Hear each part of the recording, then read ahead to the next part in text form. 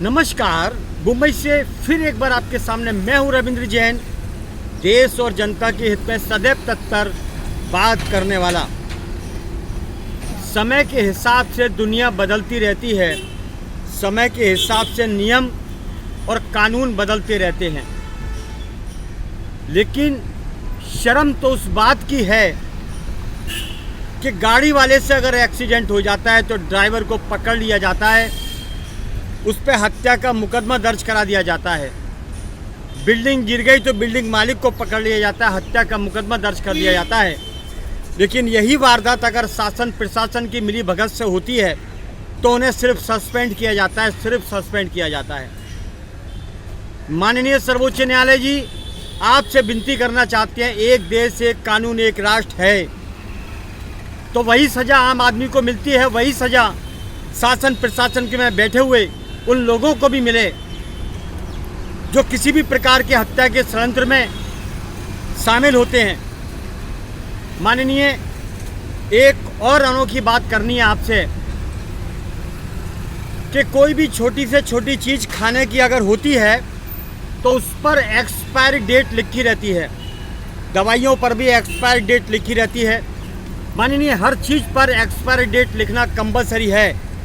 तो माननीय, जो नेता हैं और कॉन्ट्रैक्टर हैं या शासन प्रशासन में मिले हुए लोग हैं जो सड़कें बनाते हैं, पुल बनाते हैं, या उनके द्वारा कोई भी चीज़ जनता के लिए निर्मित होती है, वहाँ पर एक्सपायर डेट क्यों नहीं होती? माननीय, आर्मी के अंदर अगर कोई पुल बनाया जाता है तो एक्सपायर डेट लिखी जाती है कि ये पुल आज बनाया गया है और उतने सालों तक चलेगा। अंग्रेज़ों के ज़माने में भी यही स्थिति लागू थी कि कोई भी बिल्डिंग का निर्माण किया या पुल का निर्माण किया तो वहाँ पर एक्सपायरी डेट लिखी जाती थी कि ये पुल उतना चलेगा। लेकिन आज के भ्रष्टाचार के अंदर रोडें बनती हैं, बड़े बड़े पुल बनते हैं, बड़ी बड़ी बिल्डिंगें बनती हैं और कुछ समय के बाद गिर जाती है, आदमी मर जाते हैं। क्यों? ऐसा क्यों होता है? माननीय, जिम्मेदार शासन प्रशासन ये एक तरीके से आज के युग के हत्यारे बनते जाते हैं, बन रहे हैं, और इन्हें सिर्फ सस्पेंड किया जाता है, सिर्फ सस्पेंड किया जाता है। ये कमजोरी है कानून की। अब एक नया कायदा लाया जाए, अगर रोड बनाते हैं तो रोड की एक्सपायरी डेट लिखी जाए। अगर पुल बनाते हैं शासन प्रशासन तो एक्सपायरी डेट लिखी जाए। कम से कम मालूम पड़ेगा कि अगर पुल गिरा समय के पहले तो उन लोगों के ऊपर हत्या का मुकदमा दर्ज होना चाहिए। रोड समय से पहले अगर टूटी, लोग मरे, तो उन लोगों के ऊपर हत्या का मुकदमा दर्ज होना चाहिए। माननीय, नहीं तो देश बर्बाद हो जाएगा और देश गुलाम हो जाएगा और शासन प्रशासन मौज मस्ती करता रहेगा, देश को लूटता रहेगा। माननीय, जिस अधिकारी की जिम्मेदारी है फुटपाथ पर जो अवैध कब्जे होते हैं उन अधिकारियों के ऊपर भी केस डाला जाए। माननीय, कोई भी डिपार्टमेंट हो, जिस डिपार्टमेंट की जिम्मेदारी जिस डिपार्टमेंट से जुड़ी हुई हो, अगर वहाँ पर कुछ गलत होता है और लोग मरते हैं तो उनके ऊपर हत्या का मुकदमा दर्ज किया जाए। माननीय, आम आदमी की ज़िंदगी से खिलवाड़ करने का शासन प्रशासन का कोई भी तरीका, कोई भी रास्ता अब नाकाम किया जाएगा। माननीय, आप सख्त कानून बनाइए, क्योंकि शासन प्रशासन में ज़्यादातर जो लोग बैठे हैं वो माल खाते हैं, माल जनता का सौदा करते हैं, जनता की मौत का सौदा करते हैं। घाट कोपर पर गिरा बुर्ज, घाट कोपर के ऊपर जो ऐड गिरा, बोर्ड गिरा, उससे कई लोग मर गए। अब बीएमसी को ये बोलने में हिचकिचाहट नहीं होती कि अवैध था, तो कारनामे तो इन्हीं के हैं, कारनामे बीएमसी वालों के ही हैं, सरकारी डिपार्टमेंट के ही हैं, जो पोल पे पोल खुलती चली जाती है। जब सामने नज़र आता है, पब्लिक भड़कती है, तब ये बस अपने रास्ता निकालते हैं बचने का। माननीय, तो ऐसा काम करना क्यों? इतना भ्रष्टाचार किस लिए? आम जनता भूखी मर रही है। माननीय, लोगों के पास खाने को नहीं है और हॉस्पिटल में लंबे लंबे बिल आते हैं। जरा सी 5 रुपये की बीमारी 5 लाख का बिल बनाया जाता है। माननीय, आखिर क्या चलता है? नेताओं के एसी बंद किए जाएं, नेताओं को गाड़ी में न बैठने दिया जाए।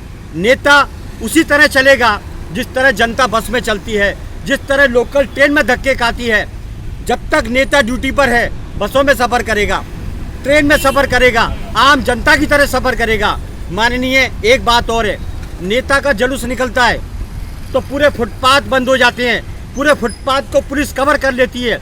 आखिर राजा है जनता, नेता सिर्फ सेवक है, तो इस पर भी गौर किया जाए। ये सेवक की वजह से आम जनता को इतनी परेशानी होती है, इनके जुलूस निकलते हैं, जीत के है या हार के, या इनके नाटक, बड़े बड़े ड्रामे। पुलिस बंद करती है रोड को, क्यों बंद करती है? आखिर है कौन ये लोग? ये कानून पर सख्त कार्रवाई हो और रोड, उसी भीड़ में नेता का जुलूस निकलेगा जिस भीड़ में जनता चलती है, उस रोड पे नेता चलेगा जिस टूटी रोड पर जनता चलती है, उस ट्रेन में नेता चलेगा जिस ट्रेन में भीड़ होती है, धक्के खा के जनता चलती है, उस बस में चलेगा जिस बस में भीड़ होती है, जनता तकलीफ खा खा के अपने मार्ग को, अपने घर को रवाना होती है। जनता के पैसों पर, जनता के टुकड़ों पर अय्याशी करने वाला शासन प्रशासन पर कंट्रोल लगाइए माननीय, वरना देश की जनता में आक्रोश पैदा होगा और देश में अव्यवस्था पैदा हो जाएगी।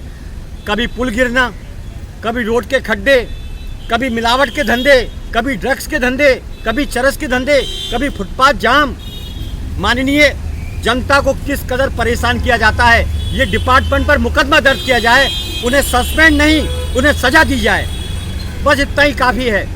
मैं यही बोलना चाहता हूँ, एक एक वोट के ऊपर ये भीख मांगने वाले नेता, ये शासन प्रशासन में मिलकर गुंडागिर्दी करते हैं जनता के ऊपर, कब तक करेंगे? सही बोलने वाले को, उचित बोलने वाले को, जानकारी देने वाले को ये कायर मरवा देते हैं। इनमें नेताओं की तरह, इनमें दमदार नेताओं की तरह दम नहीं। ये राजाओं की तरह शासन नहीं कर सकते।